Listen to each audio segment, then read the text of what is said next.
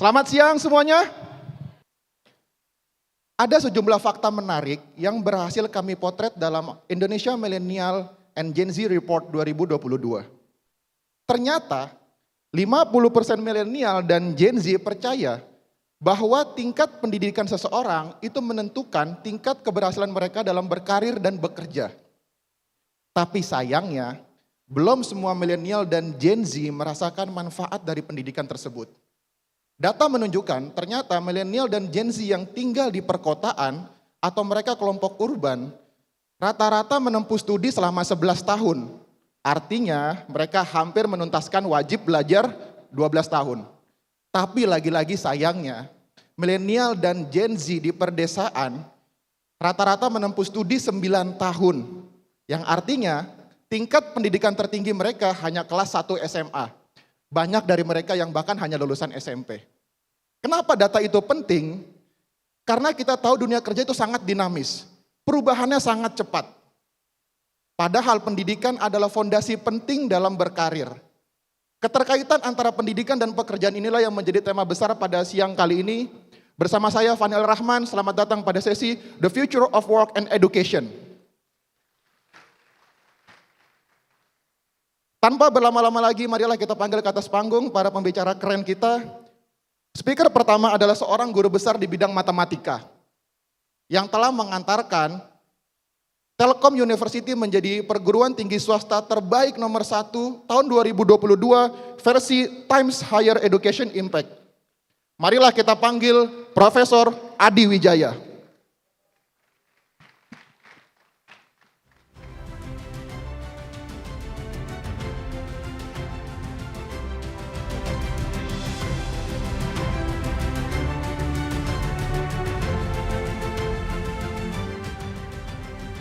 Speaker berikutnya adalah seorang bankir profesional yang telah mendedikasikan hidupnya dalam BUMN top Indonesia. Seorang perempuan yang disebut oleh Bapak Erick Thohir, Menteri BUMN sebagai salah satu Sri Kandi terbaik yang dimiliki oleh Indonesia. Marilah kita sambut Wakil Direktur Utama Bank Mandiri sekaligus Ketua Forum Human Capital Indonesia, Ibu Alexandra Askandar.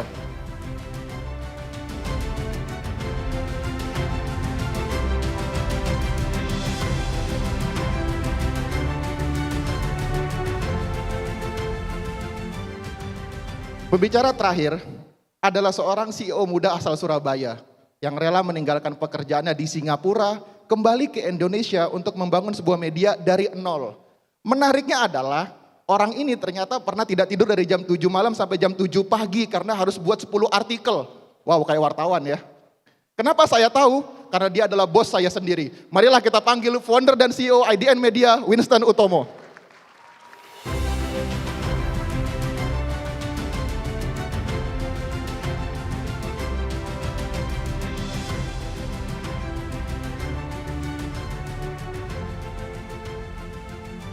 Baik, untuk teman-teman milenial sekalian dan audiens sekalian, untuk profil lengkap dari para pembicara kita bisa dibaca di www.idntimes.com atau bisa lihat di IDN Apps.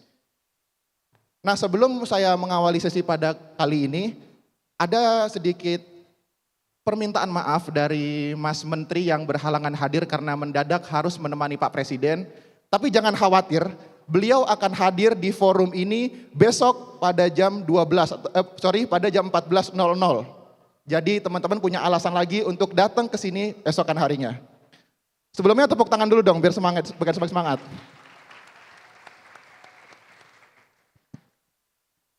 Saya ingin memulai sesi pada siang kali ini dengan bertanya kepada Ibu Alexandra. Tapi sebelum itu saya ingin bertanya dulu Bu. Teman-teman siapa yang ingin masuk ke BUMN? Angkat tangan. Coba, jangan malu-malu.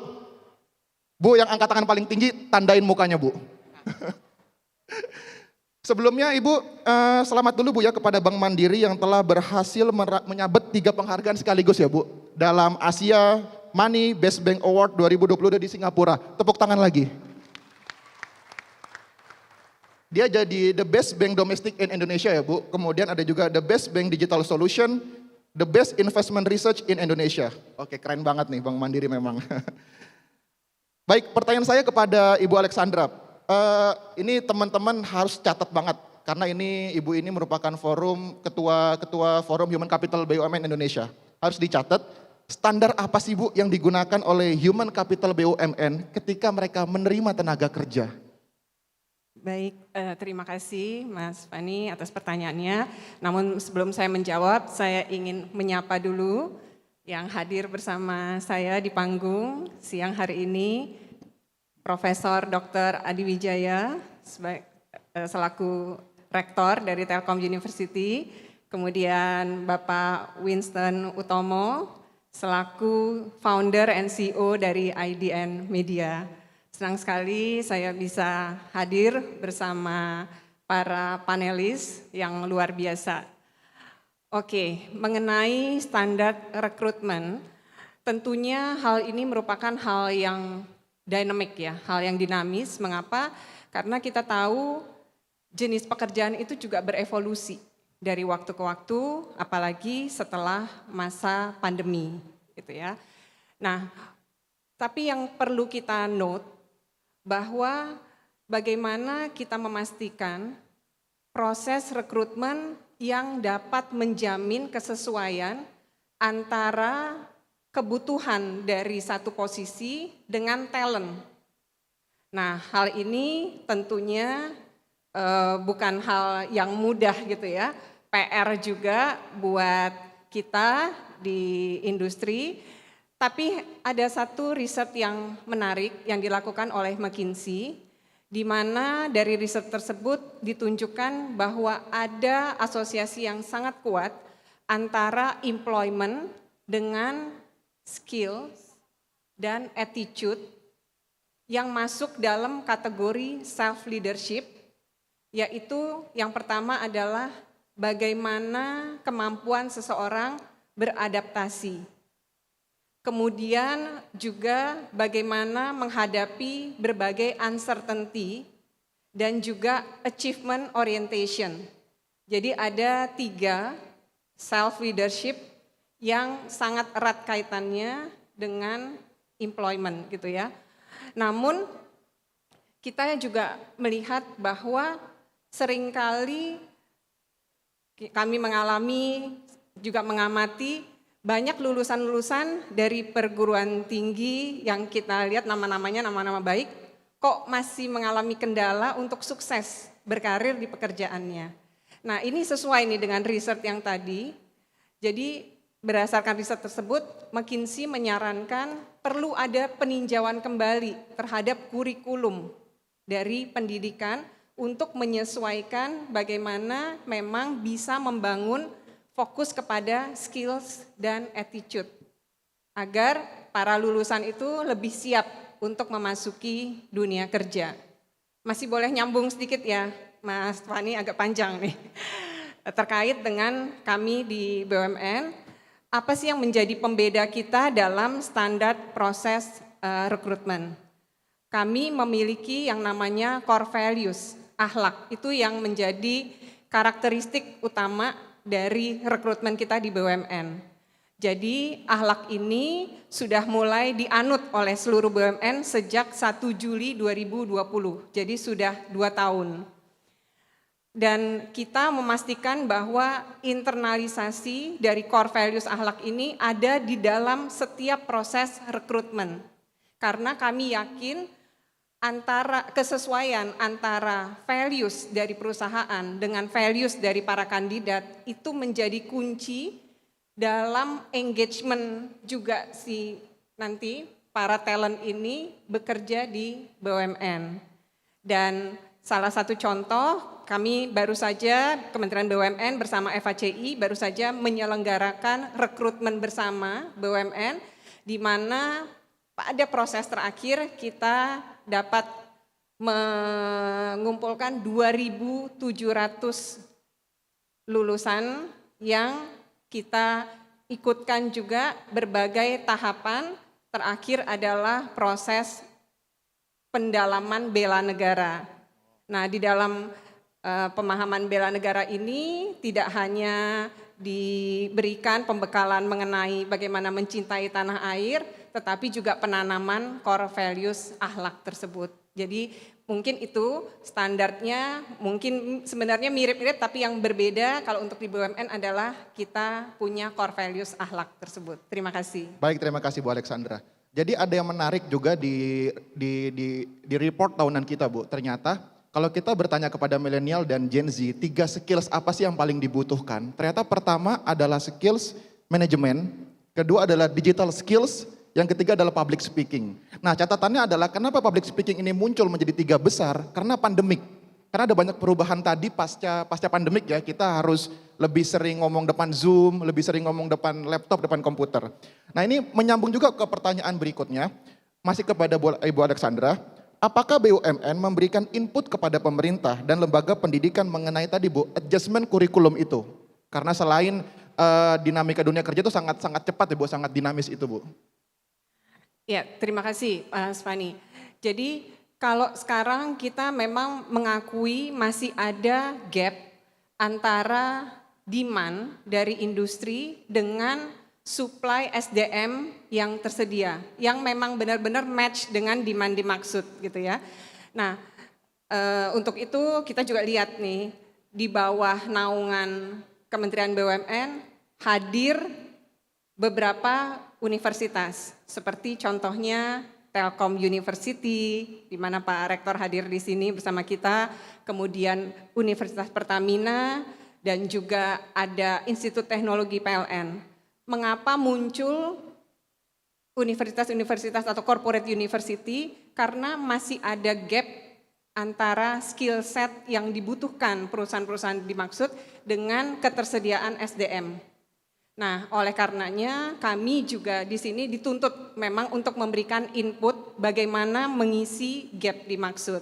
Yang pertama adalah melalui keanggotaan kami di dalam Dewan Pendidikan Tinggi dan Pengarah Vokasi, Forum Pengarah Vokasi. Jadi kami secara berkala memberikan masukan bagaimana pengembangan SDM yang memang match dengan kebutuhan dari industri. Kemudian hal yang kedua, secara konkret juga kami mengadakan perjanjian kerjasama dengan Kementerian Pendidikan Kebudayaan di tahun 2020 melalui Ditjen Vokasi, bagaimana kita mengembangkan sumber daya khususnya di dalam vokasi. Yang berikutnya, kami memiliki program Link and Match yang merupakan satu terobosan di mana peserta didik itu bisa magang di BUMN. Jadi judul programnya itu adalah PMMB, Program Mahasiswa Magang Bersertifikat. Ini sama nih, jadi kayak ngambil berapa SKS gitu ya, keluar itu seperti memang kuliah, tapi nilai plusnya mereka benar-benar jadi familiar dengan pekerjaan, tuntutan pekerjaan, dan pada saat kembali ke kampus lebih siap gitu kan, apa yang memang dibutuhkan nanti di pekerjaan. Visinya hampir sama Bu ya, seperti Merdeka Belajarnya Kemendikbud ya? Ya, itu sejalan dengan visi dari Merdeka Belajar Kampus Merdeka. Baik, terima kasih Bu Alexandra. Kemudian saya ingin bertanya kepada Prof. Adi, saya manggilnya Prof atau Kang Adi nih? Kang Adi, oke. Biar kerasa lebih mudah ya Kang di tengah milenial Kang. Sebelum memulai saya ingin sampaikan tadi selamat juga kepada Pak Rektor atas prestasinya di kampus Telkom University ya Pak. Peringkat pertama kampus swasta dan peringkat ke-12 dari swasta dan negeri ya Pak. Wow, tepuk tangan sekali lagi dong. Terima kasih. Prof Adi. Jadi Kang Prof, menyambung tadi pertanyaan kepada Bu Alexandra, sebenarnya bagaimana sih kesiapan kampus secara umum ya dan kesiapan Telkom University secara khusus dalam mencetak lulusan yang memiliki kompetensi kecakapan di dunia kerja? Terima kasih Kang Fani. Jadi kaitan dengan apa yang disampaikan atau pertanyaan Kang Fani, ini masih terkait juga dengan apa yang dijelaskan dari Bu Alex gitu ya. Bahwa di kampus itu adalah bagaimana engagement dengan industri, link and match itu memang benar-benar diharapkan bisa tumbuh dan berkembang secara real. Tidak hanya sekedar ucapan-ucapan saja. Nah caranya adalah bagaimana itu bisa terjadi. Yang pertama kami memiliki misalkan dari sekitar hampir 1.000 dosen itu ada 55 orang dosen memang praktisi dari dunia industri. Ada daya Telkom Group pasti, ada yang dari Samsung, ada yang dari beberapa BUMN juga ada, kemudian ada yang dari perusahaan-perusahaan yang strategis sekarang terkait dengan digital dan seterusnya. Kemudian selain itu juga mahasiswa didekatkan juga. Jadi makin banyak praktisi yang ada di dalam, mahasiswa juga didekatkan juga dengan dunia industri, dunia industri. Salah satunya adalah tadi mengikuti program magang bersertifikat ataupun kegiatan-kegiatan di mana itu adalah ujung-ujungnya dia bisa mengetahui environment di industri itu seperti apa. Dan kemudian tadi bisa mendapatkan inspirasi pada saat mereka balik ke kampus, mereka semakin bersemangat, berarti ini saya harus perdalam. Karena memang mereka tahu bahwa ini adalah yang dibutuhkan di dunia kerja. Nah itulah di dalam kurikulum sehingga kami menyiapkan satu blok yang namanya MBKM, Kampus Merdeka dan Merdeka Belajar. Itu adalah problemnya biasanya itu adalah kaitan dengan ekivalensi nilai. Nah di kami sudah siapkan dalam bentuk kurikulum yang sudah satu bundle, satu blok, sehingga pengakuannya pada saat mereka sudah magang di dunia industri bisa langsung seperti itu. Sebagai seorang rektor yang memiliki concern di bidang pendidikan ya, di bidang khatam juga lah mungkin kurikulum pendidikan di Indonesia. Tadi saya sudah menyinggung soal adanya kesenjangan. Ya. Tadi juga disinggung juga oleh Bu Alexandra. Ada kesenjangan pendidikan antara masyarakat rural dan urban. Tapi di sisi lain, pemerintah dan kampus juga dituntut untuk membuat kurikulum pendidikan yang bisa mencetak lulusan yang cakap dengan dunia kerja. Nah, ini bagaimana seharusnya pemerintah menyiasati kondisi seperti ini, Pak Prof? Ya. Kalau menurut saya saat ini adalah seiring jalan dengan kebutuhan ini sudah terjawab gitu ya. Dengan ada kesempatannya Merdeka Belajar, Kampus Merdeka, itu adalah justru penetrasi yang luar biasa. Hanya tinggal bagaimana implementasi di setiap kampus, seperti itu. Dan kemudian kalau di Telkom University sendiri kami membangun kurikulum sebelum halnya Kampus Merdeka Belajar itu di launch, kami sudah memiliki yang namanya Work Ready Program. Jadi tadi Bu Alexandra menjelaskan bahwa skill set yang kebutuhan di dunia industri harus benar-benar kita siapkan di kampus. Nah itu adalah salah satunya kami siapkan dalam bentuk Work Ready Program. Work Ready Program ini atau WRAP ini ada 3 jalur. Yang pertama internship, mereka bisa langsung magang di dunia industri. Yang kedua researchship, mereka bisa di-challenge bagaimana mengidentifikasi problem sampai memberikan solusi. Dan kemudian yang terakhir adalah entrepreneurship. Entrepreneurship ini kaitannya adalah bagaimana mereka pada saat sudah lulus, jangan sampai hanya sebagai seorang yang mencari pekerjaan, tapi bisa meng-create lapangan kerja dengan membangun startup dan seterusnya. Saya yakin itu adalah bisa kita jalankan dengan baik. Kenapa percaya diri seperti itu? Karena kita memiliki yang namanya Innovation Center. Dulu saya sebelum jadi rektor itu adalah direktur Bandung Technopark. Jadi saya tahu persis bagaimana melewati lembah kematian dari suatu startup dan seterusnya. Ini adalah sangat penting bagi mahasiswa supaya ada experience sebelum mereka melalui jalur-jalur itu. Seperti itu. Baik, terima kasih Kang Prof. Kemudian saya ingin bertanya kepada Mas Winston, kepada Pak Bos saya juga begitu. Selain kompetensi kerja, Wins, apa saja sih yang paling utama bagi IDN Media ketika merekrut tenaga kerja? Iya, terima kasih semuanya. Ya orang seperti Fanny ya. Tepuk tangan dulu dong. Iya. Mungkin kalau dijabarkan ada beberapa ya. Yang pertama kayak tadi link and match, kalau di kita nyebutnya role related knowledge. Jadi kalau dia backgroundnya akuntansi, expertise-nya akuntansi, ya yang di-apply akuntansi. Jangan yang berbeda sekali. Jadi role related knowledge sangat penting. Yang kedua adalah integritas. Integritas, to put it simply, adalah doing the right thing even when no one is watching. Jadi bagaimana, karena kita tidak micromanage, bagaimana kita bisa tetap melakukan hal yang benar meskipun tidak ada yang mengawasi. Yang ketiga adalah leadership. Nah, leadership itu bukan tentang melit orang, tapi lebih ke self leadership yang tadi kayak Bu Sandra bilang. Lebih ke being reliable, being dependable, responsible, professional, itu juga penting. Yang ketiga leadership. Yang keempat adalah attitude dan work ethic. Ya kan, attitude-nya harus positif. Kita nggak bisa kerja sama orang yang secara attitude mungkin negatif, keep whining, agak susah. Work ethic-nya juga harus bagus, professional, disiplin.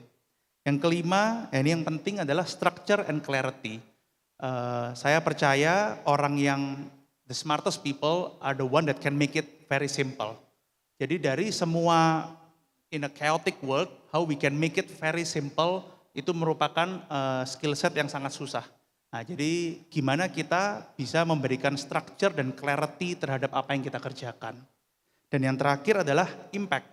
Jadi ketika seseorang itu bergabung di sebuah perusahaan, dalam konteks ini IDN Media, dia percaya bahwa there is a bigger vision above him or herself yang dia mau kontribusikan. Kalau di kita, for a better Indonesia, democratizing information, ya kita berharap orang yang bergabung juga memiliki visi dan harapan yang sama. Jadi kalau saya rangkum, role related knowledge, integrity, leadership, attitude and work ethic, structure and clarity, dan yang terakhir adalah impact. Seperti itu. Oke, pertanyaan berikutnya masih kepada Mas Winston. Kalau kita berbicara masalah the future of work, apalagi pasca pandemik, banyak istilah-istilah baru ya, seperti misalnya work from home, work from anywhere, atau kalau anak Jaksel itu biasanya work from Bali, work from Canggu gitu kan. Ada juga hybrid working.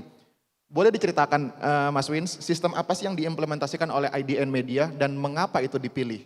Iya, jadi pertama ketika pandemi masuk Indonesia bulan Maret 2020, kita cukup beruntung, kita berada di bidang teknologi digital, jadi kita dapat mengimplementasi working from home.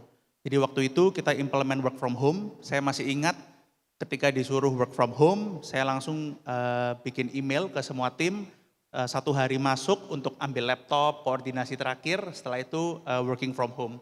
Dan kita kira cuma 1-2 bulan, tapi cukup lama, bertahun-tahun kita working from home. Beberapa bulan yang lalu kita sudah implement sistem baru yaitu hybrid working. Jadi kita menggabungkan working from the office dan working from anywhere. Nah saya tahu ini mungkin bukan tidak dapat dilakukan oleh semua perusahaan karena kan tergantung industri dan masing-masing perusahaan. Tapi kita cukup beruntung kita bisa implement hybrid working. Jadi kita menggabungkan 2 sistem itu.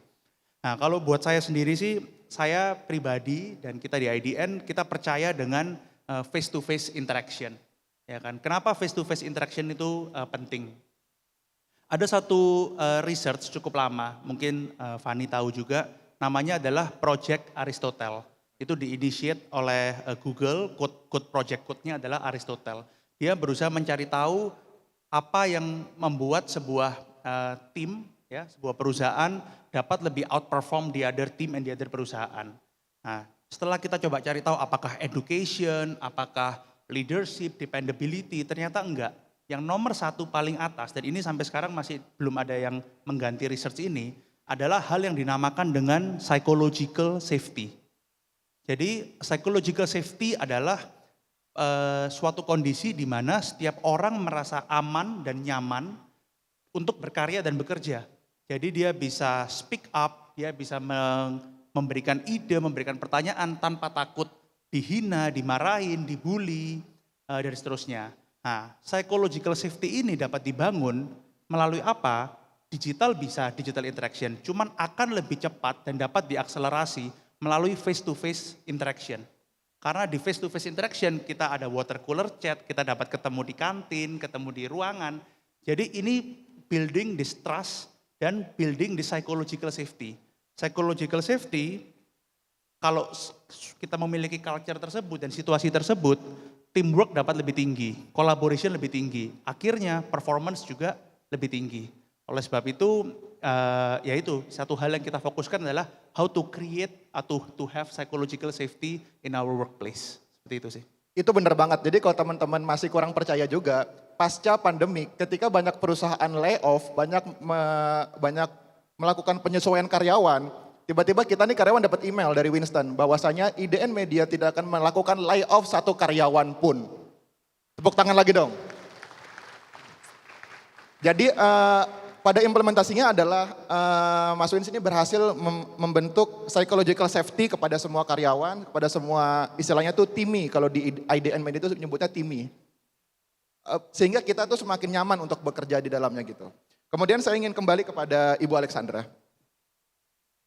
Bu, dari sudut pandang BUMN, sebenarnya apa sih yang perlu ditingkatkan dari kurikulum pendidikan saat ini? Karena kan kalau tadi Ibu sudah menyinggung soal ada sendiri memang kampus yang fokusnya adalah link and match dengan kebutuhan BUMN. Tapi bagaimana dengan kurikulum secara umum yang belum memang terjadi link and match dan di luar kampus BUMN tadi gitu Bu. Oke, baik. Makasih Mas Fani. Jadi kalau saya mungkin akan mengajak kita gitu ya, dan juga audiens di sini untuk melihat bagaimana memang tantangan yang kita hadapin di global itu sudah mengubah cara kita berbisnis, perilaku konsumen gitu ya. Nah, hal ini tentunya akan memberikan tantangan tersendiri juga buat kita di industri, buat para pelaku usaha dan juga manajemen SDM, bagaimana mereka harus agile untuk menghadapi berbagai perubahan ini. Jenis pekerjaan yang tadi saya sampaikan di awal sudah banyak mengalami perubahan. Salah satu report dari World Economic Forum itu menyatakan atau menunjukkan bahwa 5 tahun ke depan akan ada 85 juta pekerjaan yang hilang yang akan digantikan oleh mesin dan algoritma. Di lain sisi akan muncul 97 juta pekerjaan. Jadi harusnya kayaknya nggak perlu dikhawatirkan gitu ya, yang muncul lebih banyak.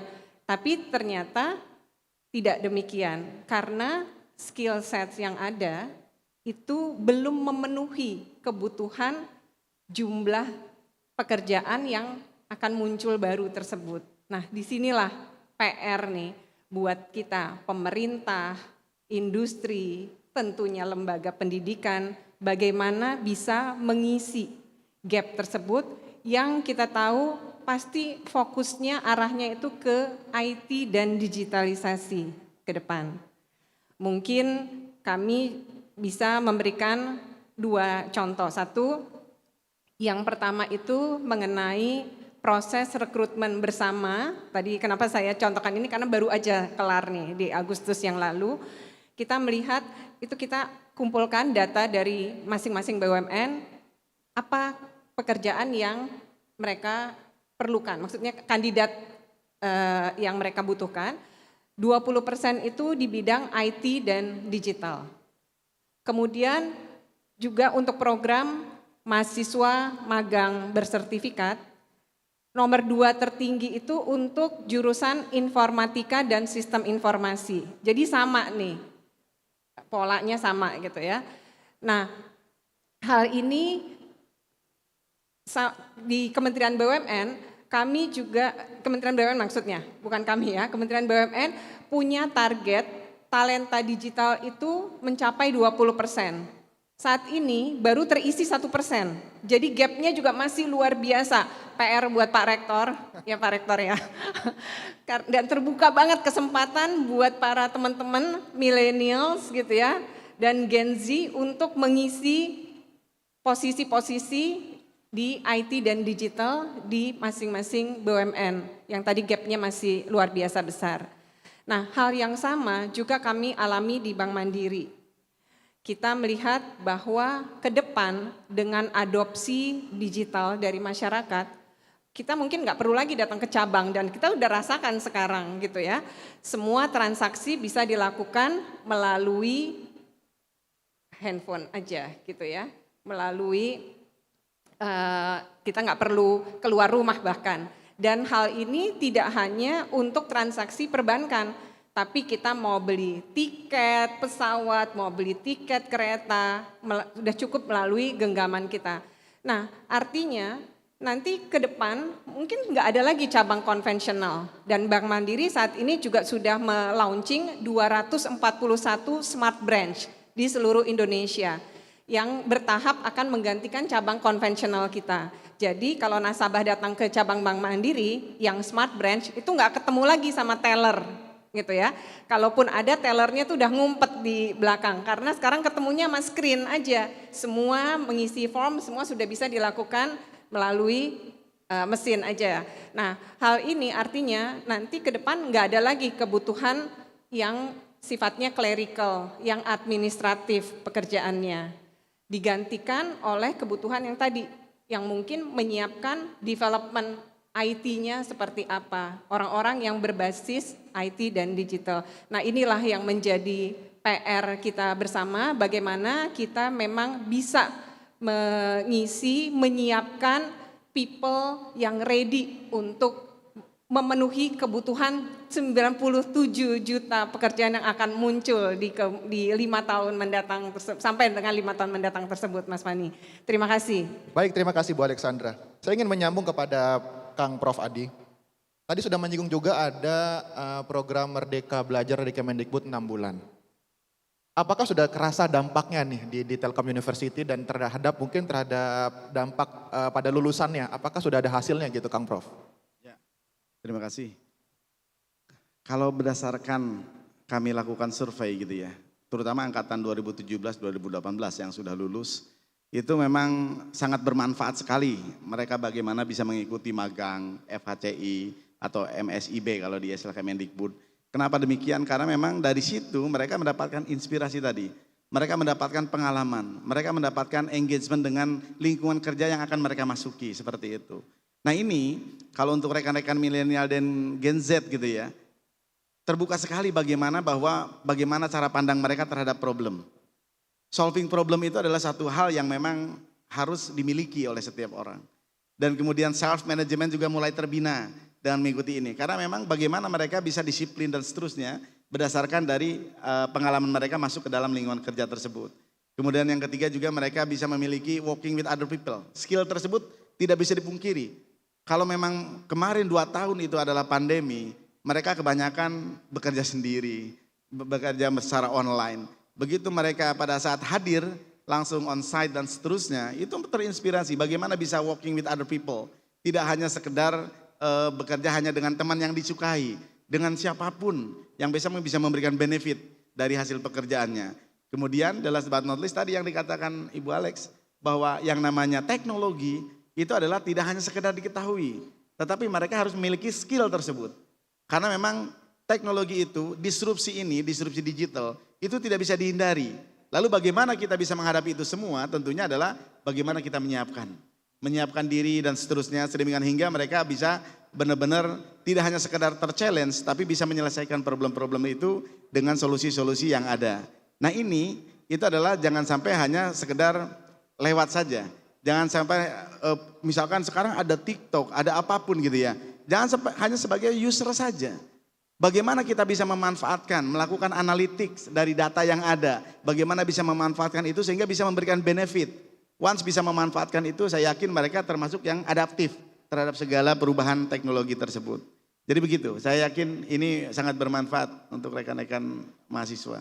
Baik, terima kasih Kang Prof. Pertanyaan terakhir kepada Mas Win sebelum kita tanya jawab. IDN Media dikenal sebagai perusahaan yang memiliki kultur atau budaya kerja yang baik. Apa value utama yang dimiliki oleh IDN Media? Iya, thank you Fani. Pertama kita lahir tahun 2014, biasanya orang buat bisnis plan, product planning. Yang kita lahirkan pertama adalah yang kita namakan dengan Timinus. Jadi Timinus, kita manggil satu sama lain Timi, kita menciptakan namanya Timinus. Timinus adalah pedoman atau share value yang kita share semua di IDN Media. Ada 10 listnya, harapan kita ya tidak hanya menjadi tulisan di slideshow atau di poster di kantor, tapi bisa benar-benar kita embody setiap hari dalam apa yang kita lakukan. Tapi kalau bisa dirangkum Timinus itu kuncinya ada 3. Yang pertama adalah integrity, ya kan? Dan gimana kita bisa encourage integrity, ya leading by example. All the leaders should lead by example and should show what integrity means, ya kan? Yang kedua adalah inclusion. Ya kan, inclusion adalah bagaimana seseorang feel accepted, involved, included. Ini yang berhubungan tadi dengan psychological safety. Dan bagaimana leader dapat mengempower ini adalah salah satunya, apalagi selama pandemi, adalah leading with empathy. Nah, dan yang ketiga adalah sesuai research-nya kita, growth. Itu adalah value kita. Jadi bagaimana seseorang dapat bertumbuh, berkembang menjadi pribadi yang lebih baik. Individually, personally, and professionally. Jadi Timinus itu core-nya ada 3, integrity, inclusion, dan growth. Dan kita berharap ya kalau namanya pekerjaan pasti ada yang suka, ada yang nggak suka, namanya policy pasti ada yang setuju, nggak setuju. Tapi ya semuanya input. The good thing kalau orang ngasih input artinya they still care about the company and they want things to be better. Justru kita role-nya sebagai leader adalah mendigest input tersebut dan mengimprove our workplace. Dan harapannya ya itu fokus on the people, everything else will follow. Thank you. Berarti kalau BUMN punya akhlak, IDN Media punya timiness gitu ya. Baik, karena waktu yang terbatas saya ingin memberikan satu kesempatan pertanyaan kepada para future leaders. Satu pertanyaan singkat ditujukan kepada siapa? Coba itu yang baju hitam tadi kayak duluan angkat tangan. Iya silakan. Nama, pertanyaan singkat langsung ditujukan kepada siapa, silakan maju.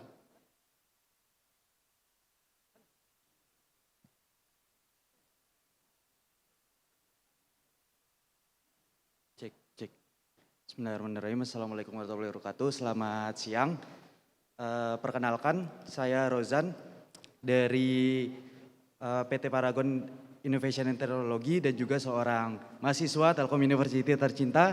Punten Kang Adi, Sinergi Bangun Negeri Pak. Saya ingin bertanya tentang fenomena di mana banyak orang-orang sekarang yang jurusan yang telah ditempuh dengan pekerjaan yang dilaksanakan sekarang berbeda atau berbanding terbalik 180 derajat. Hal ini kan sering terjadi sebenarnya. Singkat ya, persingkat lagi. Secara overall it's okay, tapi saya ingin tahu Pak bagaimana pendapat dan solusi terkait fenomena tersebut. Sekian dan terima kasih. Oke, tadi satu orang yang di tengah silakan. Singkat aja ya. Iya silakan. Iya silakan. Boleh langsung singkat ditujukan kepada siapa? Tadi kepada Kang Prof Adi ya. Masalah bagaimana lulusan dengan kualitas pendidikannya. Silakan. Ya, selamat sore. Nama saya Jehian Panangin Sejabat dari Mantapu Corp. Mau izin nanya sama my friend, Ko Winston. Ko, kita sama-sama kerja di bidang yang lagi hot, ya cukup hot di era ini. The creator economy, sama seperti your new company juga, Indonesia Creator Economy. Pengen nanya aja, mungkin mewakili sama beberapa orang yang ada di sini, what's the next in the creator economy based on what you done gitu sih Ko. Jadi kayak kan Koko yang ngejalanin perusahaan-perusahaan ini ibaratnya yang lagi hal-hal baru, experimenting every day, itu ada dalam workflow kita gitu. Jadi kira-kira apa yang bisa di-share buat teman-teman semua di sini dalam menghadapi creator economy yang menurut saya adalah future of many industry in the world. Oke, terima kasih. Baik, langsung aja dijawab pertanyaan pertama kepada Kang Prof Adi. Mungkin bisa singkat juga Kang Prof, Ya, tanya jawabannya. saya pikir tidak hanya saya yang menjawab, nanti Bu Alex juga bisa menjawab hal ini karena memang terkait gitu ya. Jadi dalam kurikulum kaitan dengan pembelajaran itu memang betul ada yang disebut program studi. Di situ bagaimana hard skill mereka dibina dan seterusnya. Tetapi jangan lupa sesuai dengan apa yang disampaikan Mas Menteri gitu ya. Itu kita harus benar belajar juga yang namanya generic case gitu ya. Generic kurikulum itu salah satunya adalah untuk mengantisipasi hal ini. Karena memang tadi kerja itu memang dunia kerja itu begitu dinamis. Saya ingin mengingatkan bahwa yang university itu adalah unik gitu ya. Dosen-dosennya itu dididik di masa lalu Mas Fani. Belajar di masa kini. Mahasiswa itu belajar di masa kini untuk berkarir di masa depan. Nah inilah prinsip dari bagaimana pembelajaran sepanjang hayat. Disitulah memang perlu yang namanya 3 hal paling tidak. Yang pertama adalah penguatan dari sisi karakter dan kompetensi yang secara continually gitu ya. Yang kedua adalah bagaimana mereka bisa beradaptasi dengan segala perubahan dengan melakukan continuous quality improvement gitu ya. Dan yang ketiga jangan lupa bahwa dengan dinamis ataupun dengan perubahan rate of change yang sungguh luar biasa ini, tentunya rekan-rekan diajak untuk mempelajari sesuatu tidak hanya satu spesifik yang ini. Tetapi kita harus seperti yang dikatakan Charles Darwin, bahwa yang namanya bukan yang paling pintar, bukan yang paling kuat yang bisa bertahan, tapi justru mereka adalah yang paling adaptif terhadap perubahan itu. Aspek dari sisi penggunaan teknologi pun demikian. Jadi harus benar-benar bisa adaptif terhadap segala perubahan. Baik, gitu. terima kasih Kang Prof. Boleh ditambahkan Ibu Alexa, singkat ya Bu. Baik, terima kasih PR-nya Prof. Jadi mungkin saya nambahkan 3 hal aja ya. Jadi yang pertama, yes, technical skills is one thing. Tapi soft skills itu juga punya kontribusi yang luar biasa terhadap kesuksesan seseorang. Dalam hal ini salah satunya interpersonal skills gitu ya. Nah kemudian hal yang kedua, bagaimana seseorang itu memiliki growth mindset. Tidak pernah berhenti belajar. Jadi belajar itu nggak hanya di kampus, bukan berarti lulus S1, S2 itu udah selesai. Setiap hari kita belajar hal yang baru.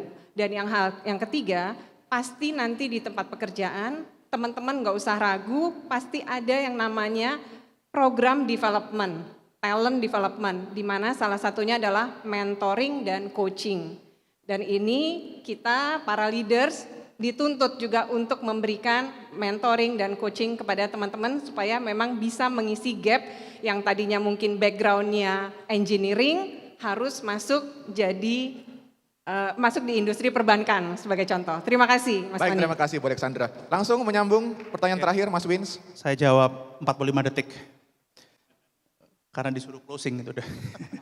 Oke, jadi advertising di Indonesia sekitar $6 billion industry. Bila kita lihat digital bakal menjadi yang paling besar dalam 4 tahun dari sekarang.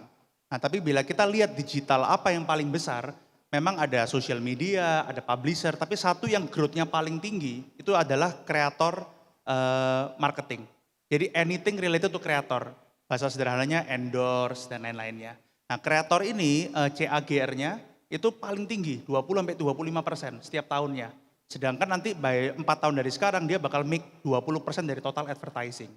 Jadi intinya kita sangat bullish with anything related to creator. Ada 3 yang kita bullish. Yang pertama adalah live streaming. Kita sangat percaya live streaming will become the next biggest content format after TikTok. Gitu. Makanya sekarang even di IDN 70% product engineering team kita benar-benar fokus ke building live streaming via IDN app. Yang kedua adalah streamlining creator marketing. Sekarang itu endorsement dan lain-lain sangat besar dan hampir semua orang followers berapa ribu saja sudah menjadi influencer atau kreator. Bagaimana kita men-streamline ini semua? Kita ciptakan melalui ICE yang kedua. Dan yang ketiga, ini mungkin related dengan Bu Sandra adalah satu untapped market dari dunia kreator adalah anything related to payment and banking for creators. Because creator ini susahnya adalah mereka susah akses for capital. Karena kan ya PPh-nya dan lain-lainnya lebih susah lah. Ya kan, gimana kita mau pinjem mau apa susah. Anything related to payment and banking to creators, I think it's very massive industry sih. Oke, terima kasih Win. Sekali lagi beri tepuk tangan yang paling meriah kepada para narasumber kita. Terima kasih kepada Kang Prof, Mas Wins, dan Ibu Alexandra. Jangan kapok terus untuk hadir di acara-acara IDN Media dan sukses terus untuk perusahaannya ya. Bu Alexandra, Mas Wins, karena kesejahteraan kantor adalah buat saya juga.